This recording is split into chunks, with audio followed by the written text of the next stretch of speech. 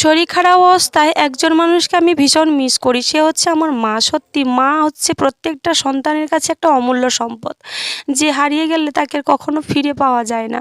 তবে আমার মা তো আমার কাছে থেকেও নেই, কারণ কী বলো তো, মায়ের তো একটা সংসার আছে, সে সবসময় সব কিছু ছেড়ে আমার কাছে আসতেও পারে না।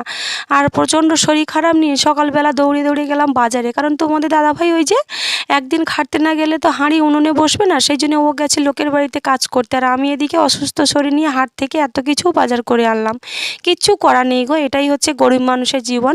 এদিকে দেখো পোনা মাছ চুনো মাছ এগুলো এনেছি, আর দুপুরের রান্নাটা করে নিয়েছি পটল ভাজা, সাথে করেছি লাউ শাক, পেঁপে, আলু আর চুনো মাছ দিয়ে পাতলা করে ঝোল। তারপরে মা হঠাৎ করে দুপুর 2টোর সময় আমাদের বাড়িতে আসলো, সেই জন্য মাছ জন্য আবার কাঁচকলা, পেঁপে, আলু আর পোনা মাছের ঝোল করলাম, আর করলাম ভাত। মা খাওয়া দাওয়ার পরে একটু রেস্ট করলো, আমাদের সাথে প্রচুর গল্প করলো, আমাদের দেখাশোনা করলো। এখন বিকেল 4টে বাজে, মা যাচ্ছে বাড়ি। ভিডিওটা ভালো লাগলে